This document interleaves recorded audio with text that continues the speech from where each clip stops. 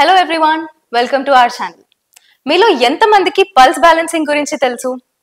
Pulse balancing తో చాలా రకాల జబ్బులు మందులు లేకుండా నయం చేయొచ్చు. ఎలా అనుకుంటున్నారా? ఈ రోజు మనతో స్టూడియోలో ఉన్నారు డాక్టర్ ఉమా వెంకటేష్ గారు, పల్స్ బ్యాలెన్సింగ్ స్పెషలిస్ట్. అడిగి తెలుసుకుందాం. నమస్తే మేడం. నమస్తే మేడం, అసలు ఈ పల్స్ బ్యాలెన్సింగ్ అంటే ఏంటి మ్యామ్? బేసికలీ పల్స్ అంటే మీరంతా ఏమనుకుంటున్నారు? హార్ట్ పల్స్ పల్స్ ఉందా, హార్ట్ పల్స్ అని అదే అందరూ ఉంటుంది. అలాగే అందరూ అలాగే ఉంటుంది, కానీ ప్రతి ఆర్గన్ కి పల్స్ ఉంటుంది. ఓకే. సో మనం దీని గురించి తెలుసుకోవాలంటే ఫస్ట్ నేచర్ గురించి తెలుసుకోవాలి. నేచర్ లో ఇప్పుడు పంచతత్వాలు అంటే మనం ఏం చెప్తాం? మీరు చెప్పండి. పంచతత్వాలు అంటే 5 ఎలిమెంట్స్. 5 ఎలిమెంట్స్: గాలి, నీరు, నిప్పు, భూమి, ఆకాశం. సో ఇలా ఒక ఆర్డర్ లేకుండా చెప్తున్నారు కదా. సో దీనికి ఒక ఆర్డర్ ఉంది. ఫస్ట్ ఉత్పత్తి అయినది భూమి, నిప్పు అనమాట. ఫస్ట్ ఉత్పత్తి అయినది నిప్పు, fire energy. Fire energy cool అయ్యి పడుతున్నది, యాష్ పడుతుంది కదా, అదే ఎర్త్ గా ఉత్పత్తి అయింది. ఆ ఎర్త్ మళ్ళీ ఒకదాంతో ఒకటి మిక్స్ అయినప్పుడు గాలి వచ్చింది. ఓకే. గాలి బ్లాక్ క్లౌడ్స్ గా మారి వర్షంగా కురిసినప్పుడు వాటర్ ఎనర్జీ ఫామ్ అయింది. ఈ వాటర్ ఎనర్జీ భూమి మీద పడంగానే ప్లాంట్స్ అన్ని గ్రో అయినాయి. మనకు తెలుసు కదా, మట్టిలోని ఏదో కొన్ని విత్తనాలు ఉంటూ ఉంటాయి ఎప్పటిదో, కానీ అది మనం మట్టిలో మనం వేయకుండా కూడా కొన్ని చెట్లు పెరిగిపోతూ ఉంటాయి. అలాగా భూమి మీద వర్షం పడంగానే ప్లాంట్స్ అన్ని గ్రో అయినాయి. ఈ ప్లాంట్స్ మళ్ళీ డ్రై అయ్యి ఫైర్ కి యూజ్ అయింది అనమాట. ఓకే. మళ్ళీ అంటే ఒక సైకిల్ అనమాట. So it's a constructive cycle అంటాం. ఒకదానిలో నుంచి ఒకటి కన్స్ట్రక్ట్ చేసుకుంటుంది. ఇలాగే ఒకదాని ఒకటి డిస్ట్రాయ్ కూడా చేసుకుంటుంది ఇది నేచర్. ఇప్పుడు చూడండి, వర్షం ఎక్కువగా వచ్చింది అనుకోండి, వాటర్ ఎనర్జీ ఎక్కువైపోయినప్పుడు భూమి మీద పడిపోయి అక్కడ ఉన్న చెట్లు ఇట్లు అన్ని ఏది కూడా ప్రాణం ఒక్కటి బ్రతకడానికి అవకాశం లేకుండా చంపేస్తుంది. చెట్లన్నీ కూడా చనిపోతాయి కదా ఎక్కువగా వాటర్ అయిపోయినప్పుడు. అలాగే వాటర్ అస్సలు లేదు, కంప్లీట్ గా వర్షమే రాలేదు అంటే అది డ్రై అయిపోయి అక్కడ కూడా ఒక ప్రాణానికి సాధ్యం. ఓకే. సో ఇప్పుడు ఫైర్ వెలగాలి అంటే గాలి కావాలి. మనం స్కూల్స్ లో చదివి ఉంటాం కదా, క్యాండిల్ పెట్టి ఒక గ్లాస్ పెడితే ఆగిపోతుంది కదా.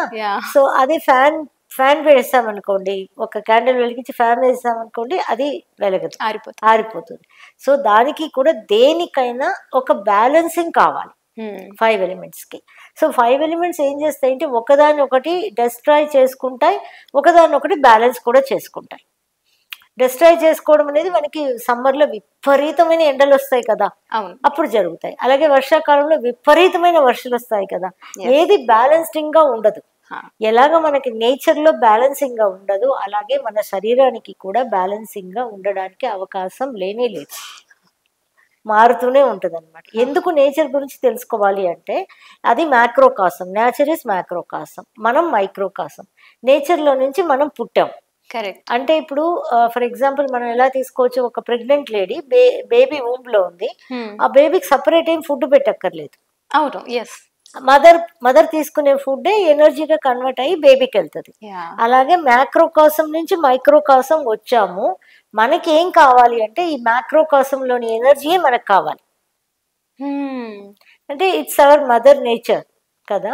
అక్కడ ఉన్న ఎనర్జీ మనకి కరెక్ట్ గా మన లోపలికి వెళ్తూ ఉంటే మనకి ఏ డిసీజ్ ఉండదు, ఆకలి కూడా ఉండదు.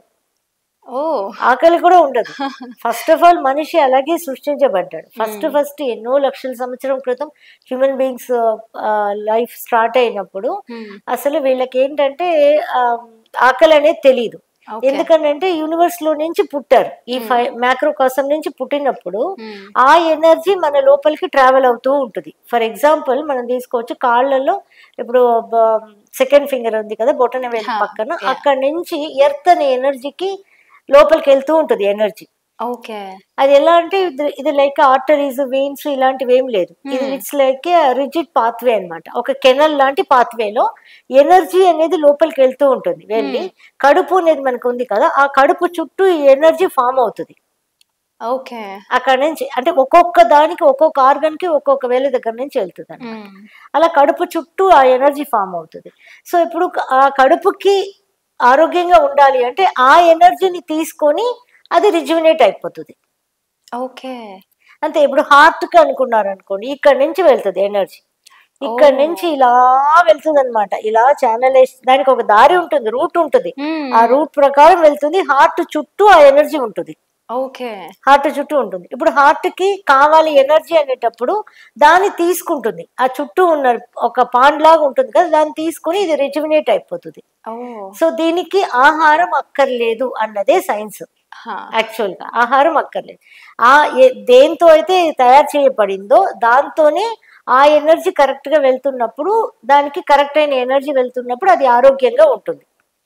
ఆ ఎనర్జీ వెళ్ళనప్పుడు, దానికి సరిపోని ఎనర్జీ ఉన్నప్పుడు అది దెబ్బతింటుంది. Right right right. ఇప్పుడు ఫైర్ ఎనర్జీ అని చూసాం నేచర్ లో. మన బాడీలో ఫైర్ ఎనర్జీ ఎక్కడ ఉంది అంటే హార్ట్ పైన ఉన్న cover pericardium, small intestine, body temperature, నాలుక. ఇప్పుడు ఫీవర్ వచ్చింది అంటే నాలుగు చాపమంటారు. ఎలా తెలియకుండానే అలా అంతా జరుగుతుంది. సైన్సే, ఇదేమి వేరే ఏం కాదు. This is also science, complete science అనమాట. ఈ వీటన్నిటిని కూడా చూసుకునేది ఫైర్ అనే ఎనర్జీ. బయట మ్యాక్రోకాసంలో ఉండే ఫైర్ మన బాడీలో ఇక్కడ ఉంటుంది అనమాట. ఈ ఫైర్ అనే ఎనర్జీ. ఎర్త్ అనే energy spleen, stomach, hormones, mouth, lips, ఇంకా బ్లడ్, ఇవన్నీ కూడా earth energy. Earth energy. Lungs, large intestine, nail, nose, skin. Okay. ఇవన్నీ కూడా air energy. Okay, air energy. ఇంకా వాటర్ ఎనర్జీకి వస్తే kidney, urinary bladder, reproductive organs, skeletal system, bone, hair, ears. ఈ 6 department water energy. Okay. Liver, gall bladder, arteries, veins, nerves, immunity, concentration, memory power, creativity, eyes, ఇవన్నీ కూడా would energy. Total బాడీలో అన్ని energies ఉంటాయి, కానీ ఒకటి లేకుండా ఒకటి ఉండలేదు. Correct correct. ఇప్పుడు మనం వుడ్ ఎనర్జీ చెట్లు పెంచాలి అనుకున్నాం అనుకోండి, చెట్లు పెంచాలంటే మనకి కావాల్సింది ఇంట్లో కూడా మనకి మట్టి కావాలి. ఒక కుండీలోనైనా మట్టి ఉండాలి. మట్టి ఉంటేనే దానిలో మనం పెంచగలం.